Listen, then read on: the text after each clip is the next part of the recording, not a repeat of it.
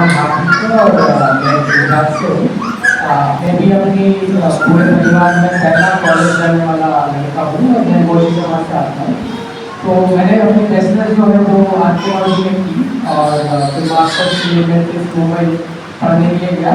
तो उस समय भी मतलब कोई गाइडेंस था नहीं कि टेस्ट क्या होता है। ऐसे ही यूनिवर्सिटी में सुना कि ये टेस्ट जैसा कुछ कॉलेज है, तो ऐसे फॉर्म भर दिया। और जब गया तब पता चला कि हाँ क्रिटिकल बहुत क्रिटिकल पढ़ाई होती है। सिर्फ पढ़ाई की नहीं पर आपका एक पूरा दृष्टिकोण है समाज को लेकर, काम को लेकर वो बनता है। और मैं पिछले 5 साल से अलग अलग संस्थाओं के साथ मजदूर के साथ संगठन और इनके साथ राइट्स को इंडिया करने की मुझे फिर राजस्थान में, कर्नाटक में, महाराष्ट्र में वहाँ पे काम कर रहा था। तब पिछले 4-5 साल से अभी प्रोफेशनल हूँ, काम कर रहा हूँ, पर हिम्मत नहीं जुटा पाया था। मुझे आज सीखना था पर वो कोई नहीं कर रहा था, हिम्मत नहीं आ रही कि आज ऐसा लगता था कि बहुत कोडिंग है और बहुत मुश्किल होगा। कोडिंग का कि पर पूरी पढ़ाई जो आर्ट्स में हुई है, अभी तो साइंस के करते हैं, तो यही मुझे ऐसा लगा कि मैं नहीं कर पाऊँगा। तो फिर सारा इंस्टीट्यूट का मैंने लेक्चर्स वगैरह देखा, मैंने सोशल मीडिया पर फॉलो किया, सर को मैंने फॉलो किया, मैंने को देखा कि लेक्चर्स ले रहे हैं तो और एक तरीके का अलग दृष्टिकोण दिया डाटा साइंस को लेकर। क्योंकि एक तरीके से हमारे पास थोड़ा ये टेक्निकल डाटा साइंस इस तरीके का एजुकेशन थोड़ा लगते कि टेक्निकल कर पाएंगे कि नहीं। तो खास करके जैसे मेरे जैसे जो आर्ट्स में पढ़े ऊपर जब शुरू किया तो मैंने सोचा कि इसको करना ही है। और मुझे भी बाहर कई सारे कोर्सेज बहुत महंगे होते हैं, 30-40 हज़ार कोर्स, तो बहुत ही रिजनेबल रेट में मैंने पढ़ा। और ऐसा भी बाकी जब बाहर अगर पढ़ो भी तो डरा देते हैं, पर सर ने एक एक चीज़ें सब कुछ ही आसान कर दिया, धीरे धीरे करके आराम से एक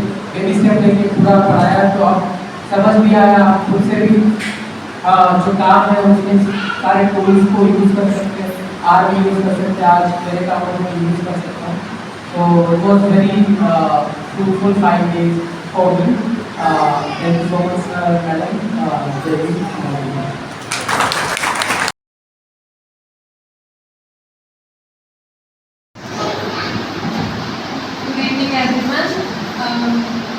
फर्स्ट ऑफ ऑल मैं अजय सर और टीम मैम को थैंक यू बोलना चाहूँगी कि उन्होंने मुझे इस कोर्स को ज्वाइन करने की अपॉर्चुनिटी दी। पहले ये कोर्स ज्वाइन करने से पहले मैं नर्वस फील कर रही थी कि पता नहीं कैसा होगा, मैं कर पाऊँगी या नहीं। और सर ने इतना कंफर्टेबल एनवायरनमेंट बना के रखा। और जो बाकी पार्टिसिपेंट्स थे उन्होंने भी मेरे को बहुत मोटिवेट किया कि मैं आगे जाके क्या करूँ अपने फ्यूचर के लिए। तो I am really thankful to all of you.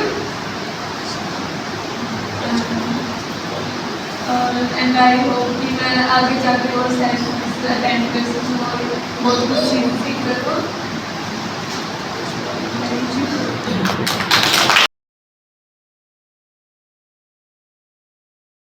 मेरा नाम भावना है। मैं अजय सर की क्लास में इंग्लिश पढ़ने के लिए आती हूँ और वहाँ से मुझे बहुत कुछ सीखने को मिलता है। अजय सर ने मुझे बोला कि आप डाटा साइंस में पढ़ो, आप अच्छा करोगे। सर ने मुझे इंस्पायर किया कि आप अच्छा कर सकते हो और मैं अपने आप को बहुत लकी मानती हूँ। मुझे 12th क्लास में होते हुए इस बारे में जानने का मौका मिला और आप सबसे भी बहुत कुछ सीखने का मौका मिला। और सभी भैया ने, सभी दीदी ने बहुत हेल्प किया अगर हम कहीं तक जाते थे। और सर का तो हमें नेचर बहुत अच्छे से पता है क्योंकि हम सर से इंग्लिश भी पढ़ते हैं। सर हमें इंग्लिश में भी इतने अच्छे से पढ़ाते हैं, हर छोटी छोटी चीज़ में इतने अच्छे से समझाते हैं कि हमें वो बहुत अच्छे से आते हैं। Thank you.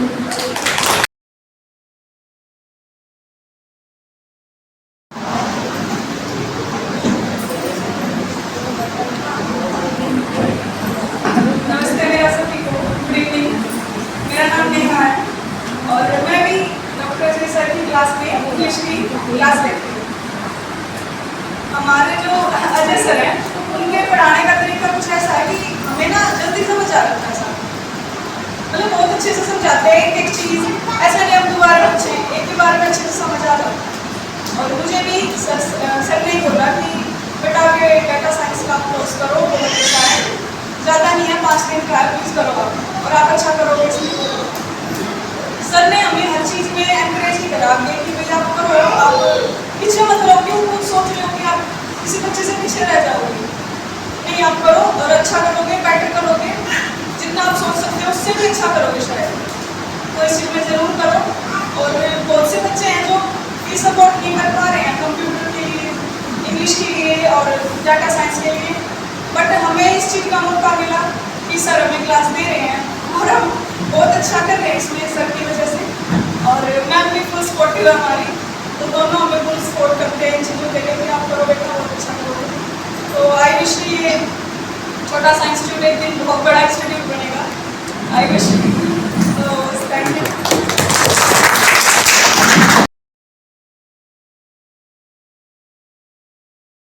सभी को जय हिंद और नमो बुद्धाय। मेरा नाम तरुण है, मैं तमिलनाडु से हूँ। मैं तो हिंदी समझते बट बोलने के लिए फ्लुएंटली बोलने के लिए You can use English. You can use English. No problem. English is okay. I can speak English. Okay. Mix. मैं मिक्स करता हूँ और थोड़ा सा मैं मेरा बैचलर्स एग्रीकल्चर में किया था फर्नीचर में, उसके बाद थोड़ा आया था उस टाइम पे, जब पे थोड़ा इकोनॉमिक इश्यूज, तो मेरे को आइडिया नहीं उसके बाद क्या करता हूँ, तो मेरे को गाइडेंस भी नहीं, मेरा पेरेंट्स सिर्फ स्कूल के बाद एजुकेशन नहीं किया, तो मेरे को गाइडेंस सिर्फ गूगल और कोरा ऐसा वेबसाइट्स मेरे को गाइड किया, तो इसलिए मेरे को पता चला कि करके एक इंस्टीट्यूशन है, उसमें डेवलपमेंट कोर्स है। तो मैं इसमें मास्टर्स किया, उसके बाद मैं अभी 1 साल वातावरण और कृषि विज्ञान के बारे में रिसर्च ऑर्गेनाइजेशन में काम करता हूँ। मैं इधर एक कोर्स के आया क्योंकि बहुत सारा अपॉर्चुनिटीज़ है, और ये मनुस्मृति में लोग बोलते हैं, कुछ लोग सिर्फ हाथ के काम करते हैं और कुछ लोग सिर्फ ब्रेन यूज करके काम करते हैं। ये जनरेशन में बहुत सारा टेक्नोलॉजीज है, तो वो technologies like if everyone wants to use, हमको सीखना पड़ेगा ना, तो ओबीसी एससी एसटी और मार्जिनलाइज्ड कम्युनिटीज को सीखना पड़ेगा उनको, ये मनुस्मृति को एक चेन ब्रेक करने के लिए। So maybe I also feel that people from marginalized communities should definitely be involved in such research. और thanks to Tata Institute and Ambedkar Educational Society, क्योंकि मैं सोचने का इधर सोनीपत में इतना अच्छा जगह है, स्टेज किया था आप लोग, क्योंकि हमारा गांव में ऐसा फैसिलिटीज मेरे को available means may be I would have even done better, but thank you.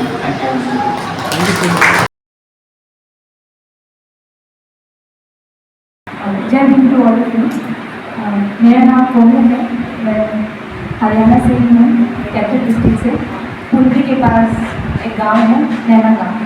सो मेरी जो बैकग्राउंड रहा है वो भी मैं वाल्मीकि कम्युनिटी से हूँ, तो मेरे मम्मी पापा भी इलिटरेट हैं, लेकिन उन्होंने जो हमें सबसे ज़्यादा जो अच्छी चीज़ दी वो दी फ्रीडम, कि तुम इंडिपेंडेंट हो, अपने पैरों पे खड़े होके जाओ, बस हम तुम्हें फ्रीडम देते हैं, ये तुम्हारी जिम्मेदारी है, तुम सर्च करो क्या क्या अपॉर्चुनिटी है और क्या क्या तुम अचीव कर सकते हो। सो सबसे पहले मेरे जो बड़े भैया हैं उन्होंने मुझे बताया कि अभी तुमने स्कूल कंप्लीट किया है, ग्रेजुएशन कंप्लीट कर ली, अभी मास्टर्स के लिए बाहर जाओ। हायर एजुकेशन हमारे लिए अवेयरनेस नहीं है, बच्चों को लगता है कि हम यहाँ से बीए करके अभी क्या ही करेंगे, या तो सरकारी जॉब कर लेते हैं, उसमें कुछ वही नहीं होता है, क्योंकि वो सरकारी जॉब की तैयारी करते रहते हैं 4-5 साल, लेकिन उनको ये नहीं पता होता है कि हम खुद एक इंडिपेंडेंट तरीके से क्रिएटिव थिंकिंग कर सकते हैं। वो हायर एजुकेशन का उनको एक बताना होता है कि हायर एजुकेशन में एक चीज़ होती है। तो मेरे बड़े भैया ने मुझे बताया कि तुम रेलवे के लिए तैयारी करो। मैंने वहीं से अपना मास्टर्स किया और अभी मैं वहाँ पे PhD कर रही हूँ सेंटर फॉर पॉलिटिकल स्टडीज़ में, पॉलिटिकल साइंस में। एंड जो मेरा वहाँ पे एक्सपीरियंस रहा, जो मैं एक्सप्लोर किया है, देन आई थॉट कि now I can stand on my own feet. अभी मैं अपने माँ बाप को इतना प्राउड फील करवाती हूँ कि वो इलिटरेट थे लेकिन उनकी अब ये जनरेशन PhD कर रही है JU में। माँ बाप को इतना प्राउडली बहुत इनफ होता है कि हाँ हमने कुछ तो किया है अपने बच्चे के लिए। तो मैं भी जिस तरीके से इस जर्नी के थ्रू भी बहुत लोगों ने हेल्प की, जैसे सारा इंस्टीट्यूट भी, इनकी भी यही कोशिश है कि जो बच्चे हैं मार्जिनाइज सेक्शन से उनको अवेयर करवा पाए अपॉर्चुनिटीज से। और जो ये हमने 5 डे जो वर्कशॉप की डेटा साइंस से लेके, उसमें बेसिकली हमने इस चीज़ से हम बहुत अनअवेयर होते हैं कि हम तो अभी BA कर रहे हैं, MA कर रहे हैं, हमें इन चीज़ों का पता ही नहीं है कि आर प्रोग्रामिंग क्या है, क्वांटम क्या है, इन चीज़ों से सीखकर हम क्या क्या कर सकते हैं। तो वो जो एक कंफर्टेबिलिटी है, एक फेमिलियरिटी है डेटा साइंस से, वो सारा इंस्टीट्यूट हुई। So I want to say thank you to Ajay sir and Kiran ma'am to starting this institute, to make this platform so that we can come and learn these things and get comfortable with it, because that comfortability also matters, because हम क्या सोचते हैं कि बहुत difficult है और हम इससे बहुत दूर चले जाते हैं। सो I want to say thank you sir and मैं डिस्कशन जिनके साथ मैं 5 दिन से मुझे डिस्कस करते हुए इतना चीज़ें सीखी हूँ कि इतनी अपॉर्चुनिटीज़ अवेलेबल हैं जिनसे आप सीख सकते हो, आप वर्क कर सकते हो, ऑर्गेनाइजेशन कर सकते हो, ज्वाइन कर सकते हो। तो ये सारी जो चीज़ें डिस्कशन हुई हमारे 5 दिन के लिए, वो सबसे ज़्यादा फ्रूटफुल थी। और क्लास के दौरान भी सर इतने कंफर्टेबल थे, हर एक में छोटे से क्वेश्चन के लिए भी सर जो भी क्वेश्चन होता था वो आराम से बिना नीचा फील करवाई कि आपको क्यों नहीं आता इतना बेसिक से बेसिक पढ़ा के उन्होंने 5 दिन में हमें जो डेटा साइंस बिल्कुल कंप्लीट करवाया है। So I want to say thank you to Kiran ma'am and Ajay sir and thank you to all of you to create such platform for us. Thank you.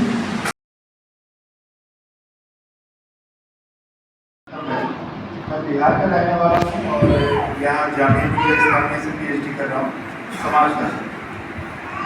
तो यहाँ पर आने से पहले चूँकि मैंने सोशल साइंस पढ़ाई इसलिए था कि मुझे मैथ और कोडिंग वगैरह से बहुत दिक्कत होती थी। फिर मेरे दोस्तों ने बताया कि नहीं अभी जो है उसकी ज़रूरत है बहुत ज़्यादा, तो आपको पढ़ना चाहिए।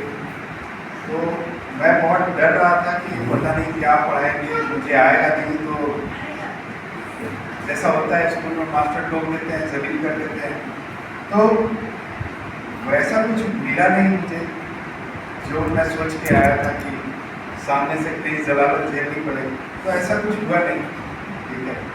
और सर ने जहाँ भी मैं रुका वहाँ मेरा लैपटॉप लेके मेरे साथ बैठ के यहाँ से उतर के उधर जहाँ आप लोग बैठे हैं उधर पहुँच के फिर बताते थे सर।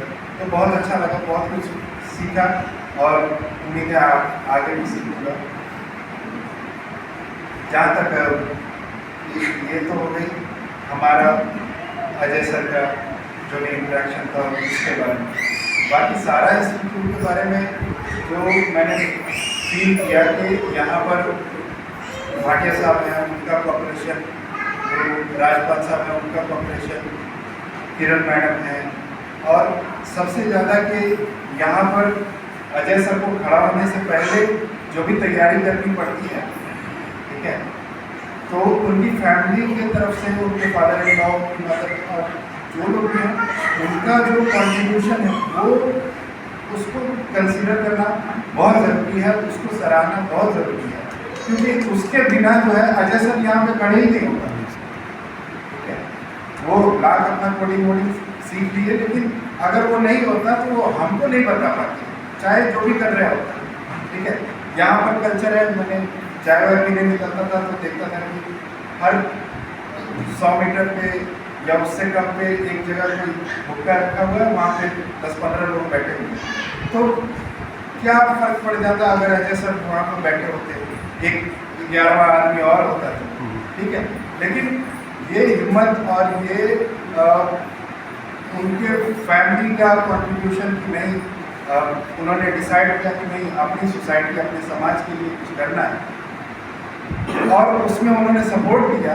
ये बहुत बड़ी बात है और इसको सराहना चाहिए। हम लोग, एक हमारा साथी था, हमारे साथ एमए में पढ़ता था, वो भी हरियाणा से ही था। तो उससे पूछा टीचर ने कि भाई तुम्हारा रोल मॉडल कौन है? तो बाकी लोगों को बताया कि हमारे महात्मा गांधी है, हमारे अम्बेडकर हैं, जैसे बताते हैं। उसने कहा कि हमारा रोल मॉडल वो ब्राह्मण है जो बीड़ी खरीदने जाता था तो प्लॉट भी खरीद के आता था, क्योंकि उस वक्त जो है प्लॉट सस्ते थे। तो कहती तुम्हारे बाप दादा क्यों नहीं? तो वो बीड़ी खरीदने जाते थे और प्लॉट के बारे में सोचते ही नहीं थे। वो सोचते थे कि हमारी औरतों का घूंघट छोटा ना पड़ेगा, ठीक है। तो वो घूंघट पे ही उनका सारा ध्यान रह गया और वो पीछे रह गए। घूंघट आज भी देखते रह गए अपनी औरतों का, ठीक है, कि है कि नहीं ठीक से। और वो लोग डॉक्टर, इंजीनियर और क्या क्या बन के और हम पे शासन कर रहे, सिर्फ इसलिए कि उन्होंने आज़ादी दी अपनी औरतों को, अपनी बेटियों को, अपनी बहनों को। और हमारा कुछ लोग के वो हमें समझाते रहे कि हमारे संस्कार यही, ठीक है। तो जब तक किसी को पिंजरे में बंद करके रखोगे तो वो उड़ कहाँ पाएगा? उसके लिए तो आगे ही बढ़ना पड़ेगा। हमारे भाटिया साहब हैं, वो अपने बात करने के दौरान बता रहे थे कि उनकी बेटी जो है दिल्ली यूनिवर्सिटी में पढ़ती है। हमारे साथ जो लोग ट्रेनिंग कर रहे हैं उसमें कुछ लोग हरियाणा के हैं और उनके पेरेंट्स को अलाउ नहीं किए पढ़ने जाने के लिए कि नहीं, बाहर के कॉलेज का नहीं बनना, दिल्ली का नहीं बनना, घर से सोनीपत से बाहर नहीं जाना, जो भी पढ़ाई करो यहीं करो, ठीक है। जैसे कि कौन सा अनर्थ हो जाएगा अगर वो लोग बाहर चले गए, बाहर जाएंगे, दुनिया देखेंगे। और ऐसा नहीं होता कि आप जब घर से बाहर निकलते हैं तो अच्छी चीज़ें ही मिलेंगी आपको बुरी चीज़ें मिलेंगी और आप सीखोगे बुरी चीज़ों से कैसे आगे बढ़ना है।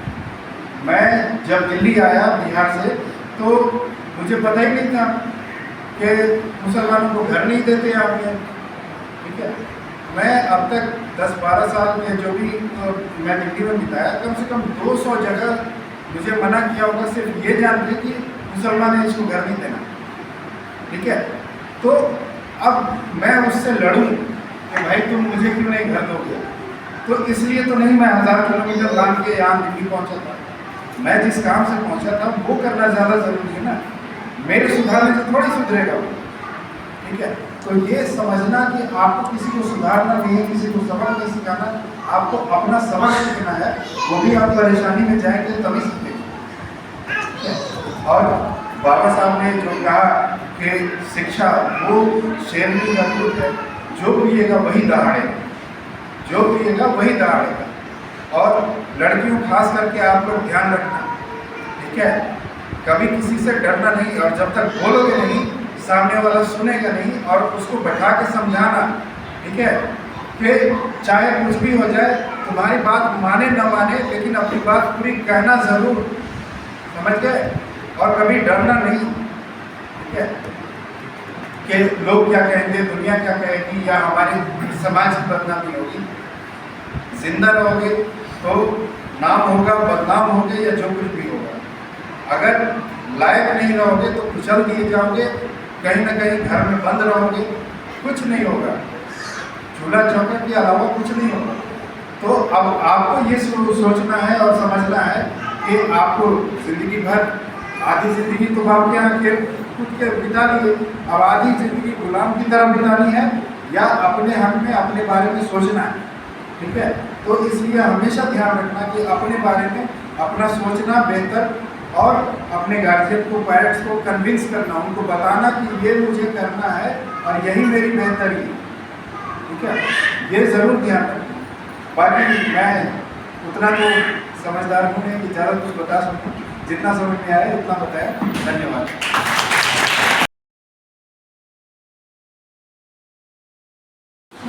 नमस्कार, जय हिंद आप सभी को।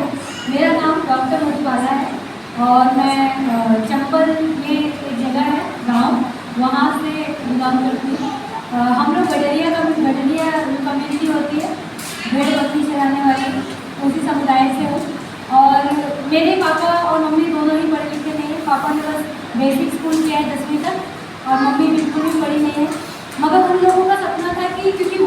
पढ़ रहे हैं तो अपने बच्चों को पढ़ाएं। इस वजह से क्योंकि उनके गांव में और आसपास कोई स्कूल नहीं था तो हम सबको दिल्ली लेके आए।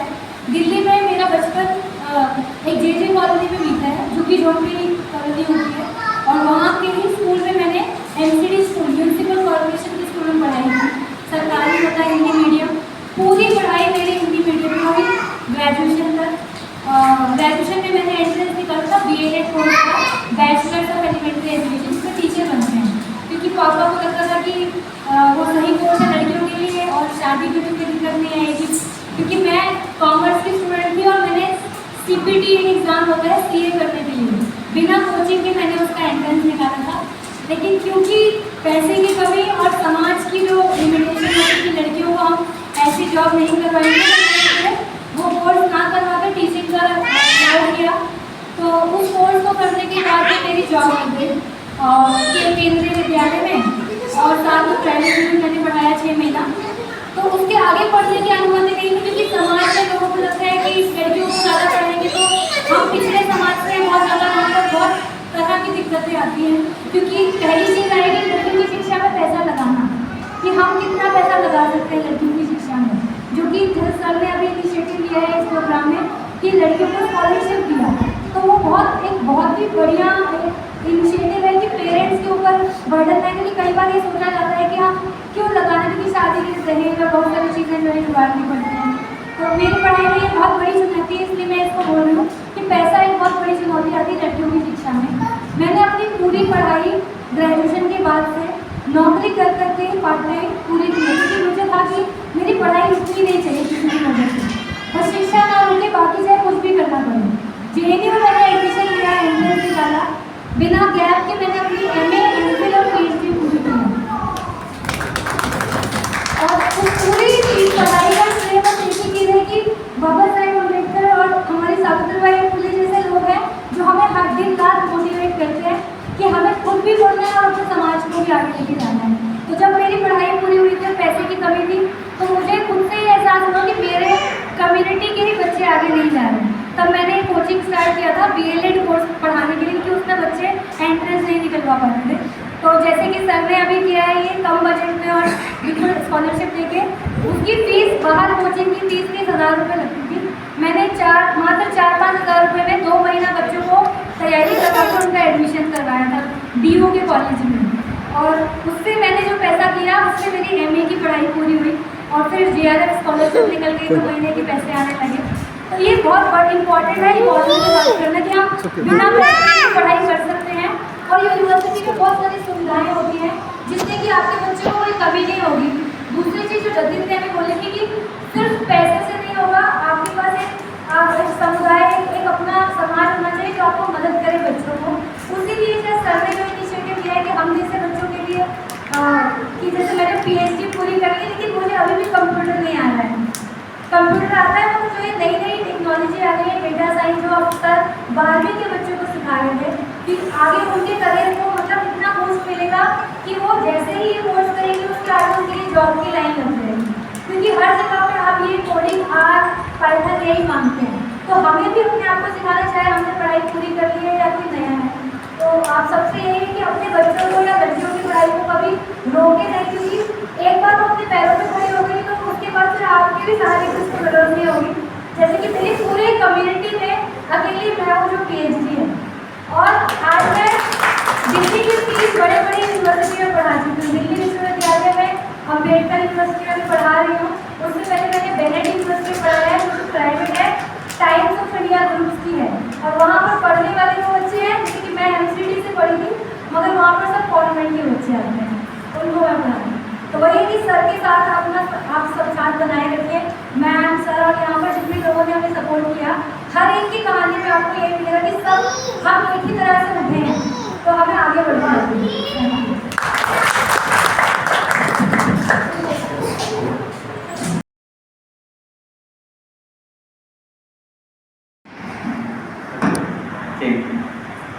तो सभी को जय हिंद। मेरा नाम जतिन है, मैं दिल्ली विश्वविद्यालय में पढ़ता हूँ। अभी मैंने मास्टर्स किया है समाजशास्त्र में, सोशियोलॉजी में।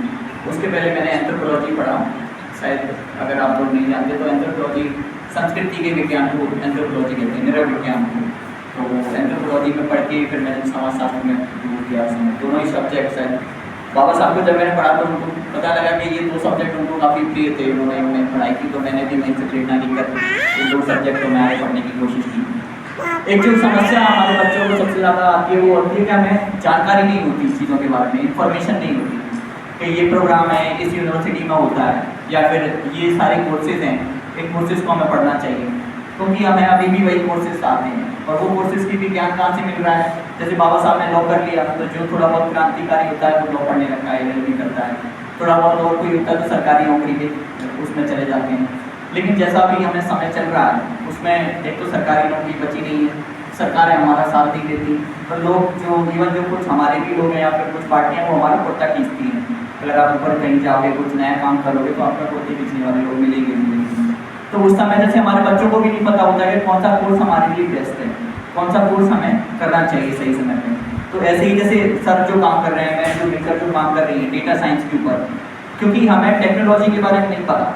हमारे जैसे मेरे मम्मी मेरी नहीं पढ़ी हुई है बिल्कुल भी, मेरे पापा भी सिर्फ 12वीं तक पढ़े हुए हैं, उनको नहीं पता कि दिल्ली विश्वविद्यालय कहाँ है, उनको नहीं पता कि सोनीपत में कोई 2 दंपति हैं जो ऐसा काम चला रहा है डेटा साइंस, जिसका आगे जाके इतना फ्यूचर है, जिसका भविष्य में इतना काम आएगा, वो सारी स्किल्स वो नहीं पता उनको। तो ये जो जानकारी की वो लगी वो किसके पास है? सवर्णों के पास वो है पूरा, ये जानकारी हमको बचा के रखनी है, अपने बच्चों को ये कोर्स करा देना है, उनके पास कंप्यूटर की सुविधा है। जैसे मेरे पास कंप्यूटर नहीं था, मैंने मास्टर्स की, तो मैं जितने भी हमारे यहाँ असाइनमेंट दिए जाते हैं, कुछ एक्सरसाइज दी जाती है बच्चों को, फिर हर महीने में आपको 4 असाइनमेंट करके देंगे। मेरे सारे क्लासमेट्स हैं, उनके पास कंप्यूटर है, लैपटॉप है, अच्छा वो उसमें लिखते हैं, उस पर टीचर से हेल्प ले लेते हैं। उनके मम्मी पापा प्रोफेसर्स हैं, किसी के मम्मी पापा किसी विदेश में पढ़ा रहे हैं अपने बच्चों को, वहाँ से वो उनकी हेल्प ले रहे हैं। उनका किसी का भाई बहन किसी बड़ी यूनिवर्सिटी में है, वो वहाँ पढ़ रहे हैं, तो उनको सारी इन्फॉर्मेशन है, उनको पता है कि कैसे वो करना है। लेकिन हमारे बच्चों को नहीं पता होता, मुझे भी नहीं पता होता। लेकिन फिर भी हमारे आसपास समाज में कुछ लोग हैं जो अपना समय निकाल के, अपना मतलब अपने समय में से कुछ समय निकाल के, अगर वो नौकरी कर रहे हैं तो नौकरी में से कुछ समय निकाल के समाज के लिए भी योगदान कर रहे हैं, जिसको कांशीराम साहब कहते थे paying back to the society. वो उसमें लगा रहे हैं अपना समय खर्च, जैसे सर लगा रहे हैं। तो मैं समझता हूँ जैसे मैं भी स्कॉलरशिप पे आया, मेरे पास उतने पैसे नहीं थे, मैंने अपना जितना मुझे स्कॉलरशिप मिला था मैंने लैपटॉप खरीद दिया। तो मैं सर ने जैसे मेरे को बोला कि आप इसमें अप्लाई करिए, तो मैंने अप्लाई किया, मैंने स्कॉलरशिप के लिए अप्लाई किया, मुझे स्कॉलरशिप मिली। मैं उसके लिए सरकार भी धन्यवाद देना चाहता हूँ। और मैं आप सभी से आखिरकार यही बोलूँगा कि अगर आपके पास ऐसी अपॉर्चुनिटी है, अगर आपके आस पड़ोस में ऐसे कोई बच्चे हैं जिनको नहीं पता कि वो क्या किस दिशा में जाएँ, तो आप अपनी पूरी कोशिश करिए कि उनको सही दिशा दें। और अगर दिशा नहीं दे सकते तो आपके आसपास अगर ऐसे लोग हैं, आपको लगता है कि ये बच्चा अच्छी यूनिवर्सिटी में पढ़ रहा है, ये किसी दूसरे बच्चे को वहाँ पहुँचा सकता है, तो आप उसमें मदद करें। जैसे सर का एक स्टूडेंट शायद मेरे को एक कॉन्फ्रेंस में मिला था, सुशील करके नाम है, तो वो मेरे को वहाँ मिला था। मैं वहाँ पे भी ऐसे ही बोलने के लिए गया था, वहाँ पे एक लव इंडिया फाउंडेशन करके है, तो उसका मैं वहाँ ओरिएंटेशन करूँ, वो मेरे को बच्चा वहाँ मिला। मैंने उसको बोला कि आप उस प्रोग्राम में अप्लाई करिए, उसने वहाँ किया। उसमें अगर उसका हो जाता है तो उसको अच्छी यूनिवर्सिटी पहुंच जाए, क्योंकि हमारी मदद करने के लिए और लोग नहीं हैं, हम अपने मददगार स्वयं ही हो सकते हैं। बुद्ध भी कहते थे अपने दीपो बाबा के, अपने दीपक स्वयं बनते। तो वही है। तो आखिरकार मैं यही कहना चाहूँगा, प्रोग्राम से मैंने काफ़ी कुछ सीखा। एक तो डेटा साइंस के बारे में सीखा कि समाजशास्त्र में हम बहुत सारी डेटा कलेक्ट करते हैं, उसके ऊपर हम रिसर्च करते हैं। अब मेरे पास वो रिसोर्सेज नहीं है कि मैं अपना वही क्लासेस कहीं विदेश से लूँ या फिर किसी अच्छे टीचर इंस्टीट्यूट से लूँ, तो उसमें पैसा भी खर्च होता है। लेकिन सर वो काम फ्री में कर रहे हैं, तो हमें उसकी अहमियत समझनी चाहिए और हमें उससे प्रेरणा लेकर उससे सीखना चाहिए, क्योंकि हमारे हाथ में सीखना है, हम वो सीख सकते हैं। और मैं यही आशा करता हूँ कि आप सभी भी उस सबसे प्रेरणा लेकर कुछ बेहतर काम करेंगे अपने बच्चों को, या फिर आपके बहन भाई हैं, कुछ पीछे बच्चे भी हैं तो उनके बहन भाई हैं, तो उनको भी ये शिक्षा देंगे कि ये स्किल्स आज के समय में इम्पोर्टेंट है, इसके बिना आपका काम नहीं चल सकता। चाहे वह अंग्रेजी हो गई, चाहे कंप्यूटर हो गई, या फिर मतलब बोलने की कला हो गई, लिखने की कला हो गई, पढ़ने की कला हो गई, क्या करना है, ये सब ये अपने आप में बड़ी कलाएँ हैं, ये अपने आप में सीखने योग्य चीज़ें हैं। तो हमें इस पर ध्यान देना चाहिए। और यहाँ का माहौल काफ़ी अच्छा लगा, जो सर ने लोकेशन चुनी है काफ़ी बहुत बढ़िया लोकेशन है, उसके लिए भी धन्यवाद देना चाहूँगा सर का। और लोगों का सपोर्ट अच्छा था। 5 दिन जो हमने बिताए हम सभी ने, हमारा एक्सपीरियंस बहुत अच्छा था यहाँ पर रुकने का। और भी जो पूरा स्टाफ है, सर हो गए या फिर और भी सब कौन क्या नाम है उनका, राजपाल जी, राजपाल जी, उनका भी मैं काफ़ी धन्यवाद देना चाहूँगा। हम थक जाते थे तो मतलब चाय पानी की व्यवस्था समय पे, खाने के कुक वगैरह की, उनका मैं बहुत बहुत शुक्रिया करूँगा सबके लिए। और जितने भी लोग थे जिन्होंने सपोर्ट किया इस पूरे प्रोग्राम को चलाने में, इसको मतलब सतत रूप से जारी रखने में, मैं उनका धन्यवाद दूंगा। और सर का जो टीचिंग मेथड है मैं सर की पर्टिकुलरली तारीफ करना चाहूँगा, क्योंकि हमें शुरू में लगता था कि सर ऐसे ही हो जाएगा क्या पहले दिन से, लेकिन सर ने कहा पहले आप जो एक्चुअली एक्सरसाइज दी गई आप उसको करें, और आखिरी दिन पे आके हमको लग रहा है कि अरे हाँ ये सब हम पहले दिन पूछ रहे थे वो हो गया, हमको पता भी नहीं लगा ना हमको वो कार्य जितनी भी स्किल्स थी हम कब सीखते, धीरे धीरे वो हो गया। और इतने कम दिनों में हमें इतना कॉन्फिडेंस महसूस करा दिया जो कंप्यूटर में, तो मैं उसके लिए धन्यवाद दूँगा। मैं अपना भी धन्यवाद दूँगा, काफ़ी सपोर्ट किया। और जितने भी लोग थे जो हमारे साथ पढ़ रहे थे, मतलब वो बहुत डाइवर्स है, जैसे तरुण मतलब साउथ इंडिया से है, वेस्ट इंडिया से, हार्दिक है, मैम उत्तर प्रदेश से हैं, मैम को भी डॉक्टरेट भी प्राप्त हुआ है। तो और इवन एज में काफ़ी डिफरेंस है, हमारे को बड़े सर हैं, मतलब अशरफ सर वो भी एक्सपीरियंस हैं, कोमल हैं वो भी PhD में, तो बहुत अलग अलग बैकग्राउंड के लोग हैं। सर का भी इसमें उन्होंने सोचा होगा कि हम डाइवर्सिटी रखें कोर्ट में, तो मैं उसके लिए भी सबको अप्रिशिएट करूँगा। बस इन्हीं शब्दों के साथ विराम दूँगा। जय भीम।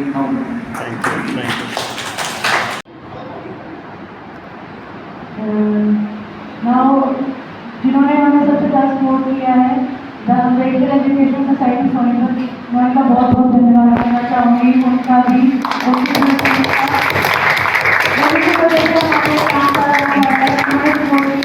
तभी हम जो है यहाँ पर काफ़ी प्रयास कर पाए, उन्होंने हमारे पर विश्वास बनाया और हमें बहुत सहयोग दिया, तो उनके लिए जोरदार तालियां।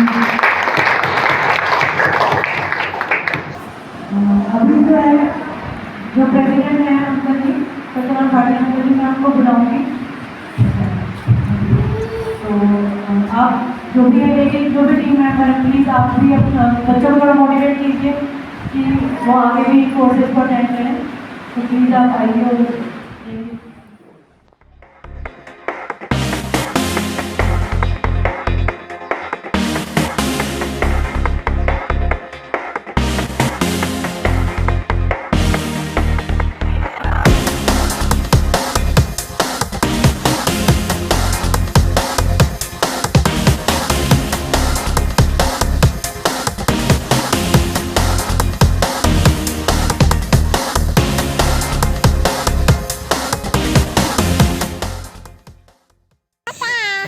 टाटा कह रहा, बाय बाय कर दो सभी को।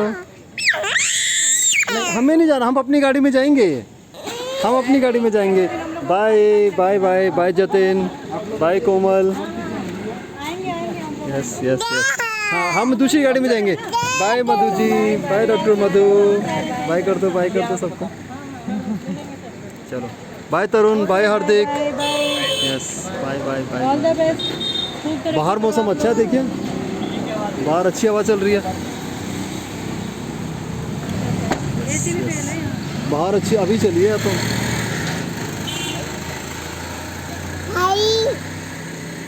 अभी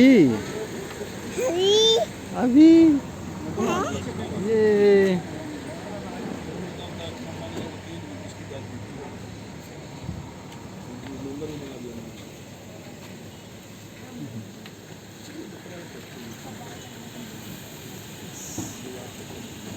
yes yes yes. Bye bye bye bye bye bye bye bye bye bye tata क्या रहा से bye bye bye bye bye bye bye bye.